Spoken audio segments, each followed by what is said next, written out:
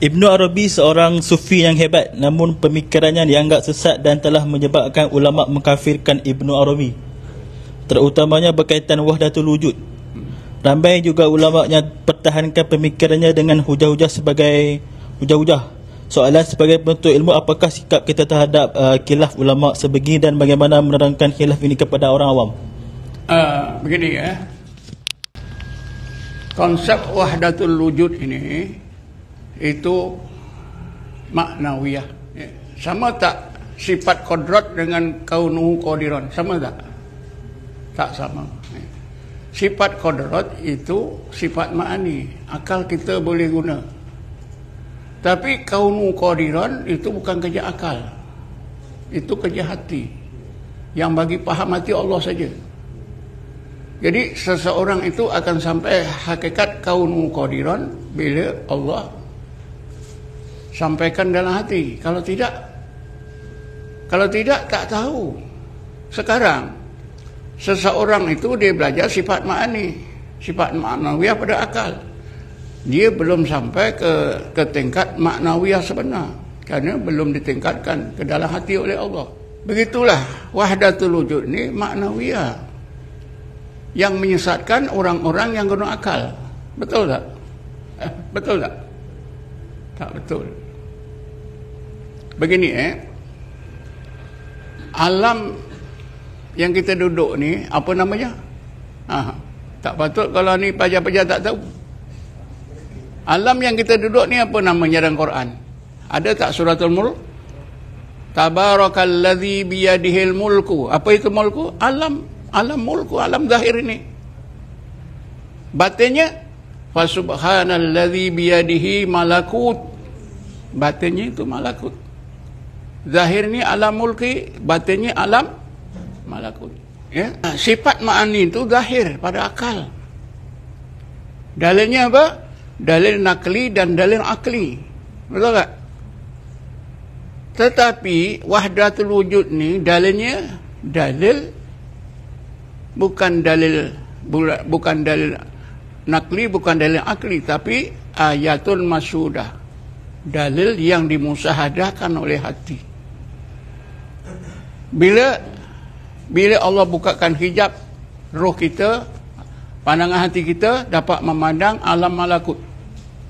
Ketika itulah sifat kodrat itu ditingkatkan oleh Allah kepada kaunuhu qadiran. Wahdatul wujud itu berkaitan dengan maknawi yang mengkritik maknawiyah yang mengkritik orang yang ilmunya pada akal. Betul tak? Tak betul.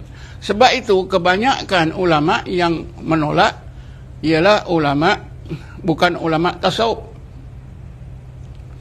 Ramai ulama tasawuf membenarkan, ramai ulama hadis membenarkan, ramai ulama-ulama besar membenarkan, menerima. Yang menolak itu kebanyakannya yang berilmu pada akal. Cuba kita tengok apa Imam Syuuti. Imam Syuuti dalam kitabnya Ta'yidul Haqiqatil Aliyah pun dia membenarkan wahdatul wujud. Syekh Abdul Wahab Syarani dalam kitabnya Yawaqid wal Jawahir dia membenarkan. Syekh Ibnu Hajar Haytami dalam kitabnya Fatawa Al-Hadisiyah dia membenarkan wahdatul wujud. Syekh Dr. Abdul Halim Mahmud dalam kitabnya Al-Majmu' dia dapat menyelesaikan wahdatul wujud dengan satu perkataan. Apa dia? Wahdatul wujudullah. Betul tak? Wahdatul wujudullah. Habis. Orientalis, setengah orientalis lebih baik daripada setengah ulama kita dalam memandang wahdatul wujud. Betul tak? Sebab apa? Orientalis menterjemahkan wahdatul wujud dengan terjemahan the oneness of God. Tapi ulama kita wahdatul wujud dengan terjemahan hululiyah, ittihadiyah. Betul tak itu? Itu terjemahan yang salah. Ittihadiyah itu mentekadkan Allah dengan makhluk bersatu. Allah tetap Allah, makhluk tetap makhluk. Macam kita ambil paku, pakukan dekat kayu. Paku tetap paku, kayu tetap ayu. Itu ittihadiyah. Hululiyah, Allah dengan makhluk tu mesra. Macam mesranya apa itu garam ataupun gula dalam air. Itu hululiyah. Dua-dua ni lah, dua pemikiran ni lah. Hululiyah, ittihadiyah ni lah pantheism. Tapi ulama kita di Malaysia menganggap wahdatul wujud tu pantheism. Sedangkan setengah orientalis, ya, wahdatul wujud tu bukan pantheism. Maknanya orientalis lebih pandai. Betul tak? Takkanlah macam Dr. Abdul Halim Mahmud tu salah pandangan dia wahdatul wujudullah. Takkanlah Ibnu Arabi dia bermaksud lain daripada itu. Betul tak? Syekh Abdul Wahab Syarani dalam kitabnya Yawaqit wal Jawahir, dia mengingatkan kita, sesiapa saja yang menganggap konsep wahdatul wujud Ibnu Arabi itu menyalahi akidah, itu pahaman orang itu. Faham tak? Bukan pahaman Syekh Ibnu Arabi. Karena semua tulisan Ibnu Arabi tentang tauhid menyamai dengan pandangan ulama ahli sunnah wal jamaah. Tidak mungkin wahdatul wujud itu menyalahi pandangan tauhid beliau. Sekiranya ada yang memandang wahdatul wujud itu menyalahi tauhid, itu pandangan orang tersebut. Itu siapa kata? Syekh Abdul Wahab Syarani dalam kitabnya Yawaqit wal Jawahir juzuk yang kedua. Bacalah sana. Bagi saya lah, yang selalu menolak wahdatul wujud ni, menghukum Ibnu Arabi dengan berbagai hukuman ni, mereka ni tak faham. Itulah tadi ilmunya daripada akal. Dia nak bahas ilmu yang dalam hati. Rasulullah kan bersabda, al-ilmu ilmani, ilmun sabitun fil qalbi fadzaka ilmun nafi, wa ilmun fil lisan fadzaka hujjatullah ala ibadi. Ilmu itu dua, satu dalam hati, itulah ilmu nafi, satu lagi di lisan.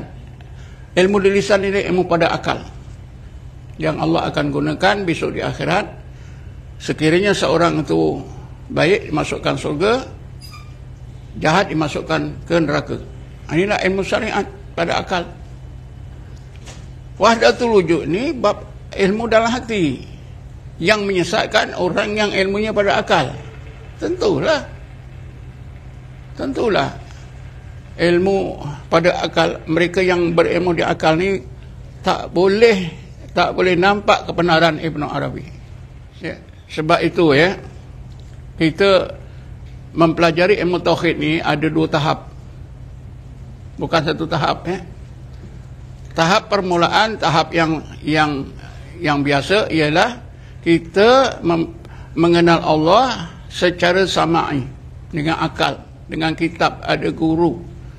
Kita pelajari sejak tadika, sekolah rendah, sekolah menengah, universiti, sampai dapat ijazah BA, MA, PhD. Ini seluruhnya mengenal Allah secara sama'i, berdalil dengan dua dalil, dalil nakli dan dalil akli.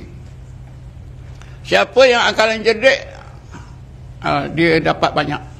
Kalau periksa dia dapat markah banyak, 90, 95 Tapi lanjutan daripada belajar mengenal Allah secara sama ini dikenali dengan belajar mengenal Allah secara zauki. Ada tak dalam Quran? Ada.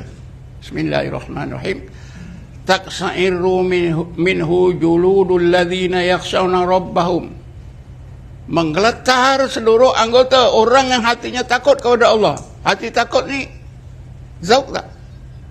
Rasa dalam hati takut. Menggeletar rasa pada tubuh badan jasmani. Siapa sampai ke peringkat itu dinamakan belajar mengenal Allah secara zauki. Summa talinu juluduhum wa qulubuhum ila dzikrillah. Setelah takut menggeletar, takut hilang, menggeletar hilang, hati jadi tenang. Wa tatmainu qulubuhum bi dzikrillah. Seluruh anggota jadi stabil. Inilah mengenal Allah secara zauqi. Inilah yang dilalui oleh golongan ulul albab. Alladzina yadhkuruna Allaha qiyaman wa qu'udan wa 'ala junubihim wa yatafakkaruna fi khalqis samawati wal ardh. Sentiasa zikir dan tafakur. Cara mengenal Allah, terus berzikir dan tafakur. Akhirnya ulul albab ni ditingkatkan ilmunya pada akal ke dalam hati. Bila ilmu pada akal ni sampai ke dalam hati dinamakan apa? Diistilahkan makrifah. Pada akal ilmu tauhid. Bila sampai ke dalam hati secara zauqi dinamakan ma'rifatullah. Imam Ghazali melalui dua peringkat ni. Ya. Kan Imam Ghazali letak jawatan semua, dia belajar tasawuf, dia berzikir, duduk di Masjid Amawi 10 tahun, balik di Baghdad 1 tahun 11 tahun. Yang akhirnya Imam Ghazali menyimpulkan, apa kata Imam Ghazali? Fa ma'rifatullahi wa sifatihi wa af'alihi la tuhsal bi ilmil kalam balil kalamu mani'an anha wa hijaban laha wa amma khusuluha bil mujahadah. Qad qala Allah Ta'ala walladzina jahadu fina lanahdiyannahum subulana. Adapun ma'rifatullah, ini makrifah tu ya, ilmu dalam hati. Makrifah tentang wujud Allah, makrifah tentang sifat-sifat dan af'alullah tidak akan tercapai dengan cara belajar terus belajar ilmu tauhid, ilmu kalam. Bahkan sesiapa yang terus belajar ilmu kalam, maka usahanya itu akan menghalangnya daripada dapat makrifah dan terhijab daripada makrifah. Adapun untuk mendapatkan makrifatullah itu mesti melakukan mujahadah. Karena Allah berfirman, walladzina jahadu fina lanahdiyannahum subulana. Imam Ghazali digunakan tafsiran Abdullah bin Abbas. Tafsiran Abdullah bin Abbas, walladzina jahadu fina bermakna mereka yang bermujahadah untuk mendapatkan makrifah kami. Lanahdiyannahum subulana, nescaya kami akan hidayahkan jalan-jalan untuk mendapat makrifah kami itu. Dan Imam Ghazali dua-dua peringkat ni dia jalani Malahan Imam Ghazali dia bagi tahu macam mana nak buat ni. Nak buat ini zikir.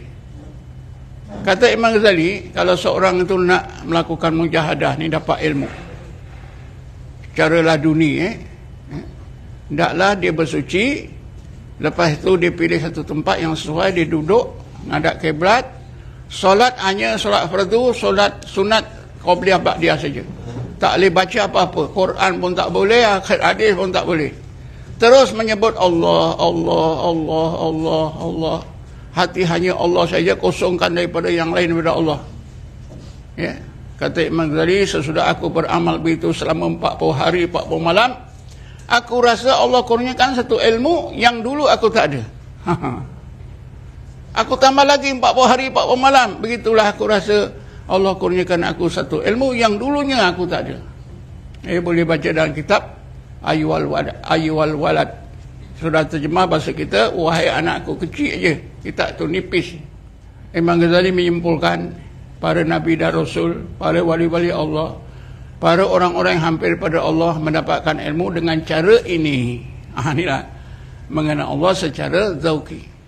Bila secara zauqi ini, itulah dapat musyahadah. Istilah musyahadah. Apa makna musyahadah? Kalau nak tahu definisi musyahadah ni susah. Dalam kitab At-Ta'rifat ada, tapi mungkin kita bingung nanti. Saya bacakan apa definisi musyahadah.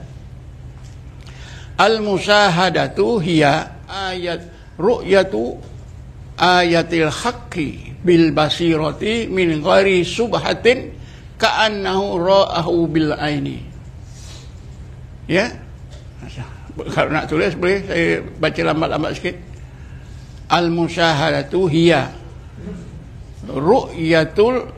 ru'yatu ayatil haqqi bil basirati min ghairi subhatin ka'annahu ra'ahu bil aini.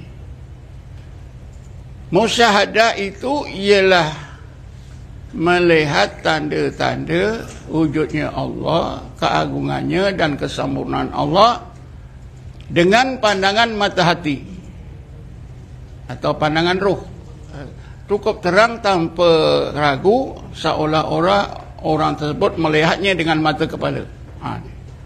Seolah-olah orang tersebut melihatnya dengan mata kepala. Al-musyahadatu hiya ru'yatu ayatil haqqi bil basirati min ghairi subhatin ka'annahu ra'ahu bil aini. Jadi wahdatul wujud ni didapati cara musyahadah. Yang menolaknya orang yang ilmunya berakal. Mana nak betul? Sekolah rendah dia nak kritik budak sekolah menengah. Macam mana? Itu pun kita dah ketawa. Jadi macam mana nak betul tak betul Tapi cuba kita pandangan apa?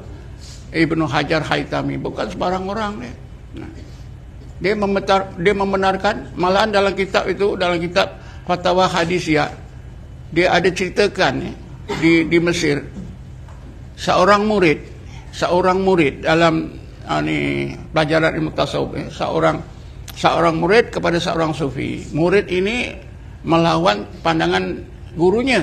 Gurunya itu berpandangan wahdatul wujud betul. Si murid kata tak betul. Jadi apa itu sudah bertentangan. Murid ni lawan cakap guru. Mana boleh tuan, wahdatul wujud ni sesat. Guru ni nasihatkan begini, dia tak terima. Jadi akhirnya murid ni tetap dengan pendirian dia, wahdatul wujud salah. Ibnu Hajar Haytami ceritakan, tak lama daripada itu si murid ni dapat fitnah. Fitnah besar, saya lupa fitnah tu. Akhirnya ditangkap, dibuang ke mana?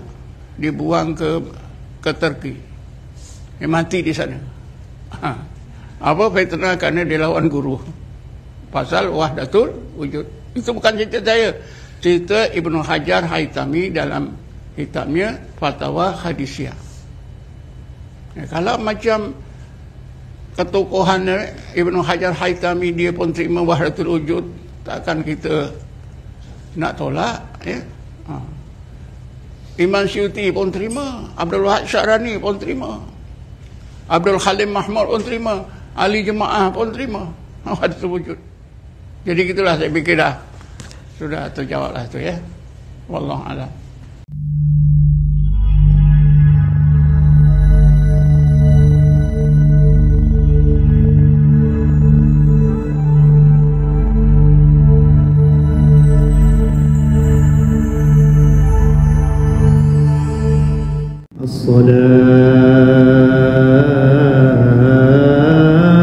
الصلاة والسلام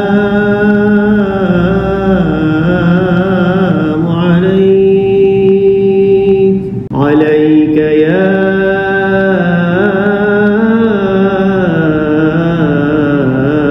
من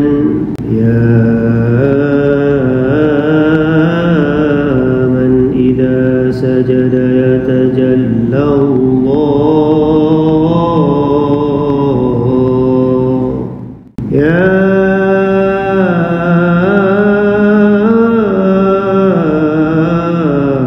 رسول